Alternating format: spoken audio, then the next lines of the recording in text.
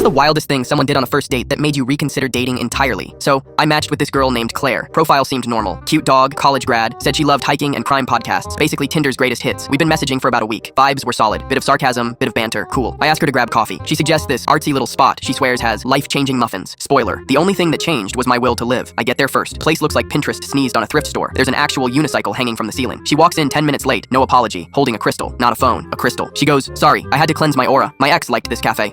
Cool. Already off to a weirdly specific start. We sit down, and I try to break the ice. So, how's your week been? She says, healing. Just that. No elaboration. She takes a deep breath and goes, do you believe in reincarnation? Ma'am, I don't even believe this date is happening. She orders for both of us without asking. Matcha latte with extra ancestral energy. The barista didn't even flinch, which tells me everything I need to know about this neighborhood. We sit down, and I try again. So, what do you do for work? She goes, I manifest abundance through energetic coaching. I blink. So, you don't have a job? She smirks and says, money is an illusion created by the ego. Right. Hope your ego can cover this bill. She pulls out tarot cards, not joking, middle of a coffee shop, lays them on the table and says, let's just see what the universe says about us. What does the universe say? That I need to fake a family emergency in about 5 minutes. But I stay, because curiosity is stronger than self-preservation. She flips a card and gasps, oh no, the tower. That's bad. Chaotic energy. Then looks me dead in the eye and says, have you been intimate recently? What? I'm drinking tea. How did we go from muffins to sex hexes? I say, not really your business. And she goes, that explains it. You've got blocked sacral energy. My sacral what now? She starts giving me unsolicited advice about crystals I should sleep with. I'm sitting there nodding, like this is normal, and internally questioning all my life choices. Then she hits me with the real kicker. I feel like we're soul mirrors. I recognized your energy from a dream I had in 2018, Claire. That was 5 years ago. I was working part-time at GameStop and eating frozen pizza for breakfast. There was no energy. That dream was indigestion. I finally try to change the topic and say, so what kind of movies are you into? She says, I don't watch movies. They cloud your third eye. At this point, I'm just hoping the third eye can see an exit sign, because I'm about to astral project out of this conversation. Then, and I wish I was making this up, she reaches across the table and puts her hand on mine. Do you feel that? She says, that's our souls dancing. What I feel is my skin crawling off my bones. But I say,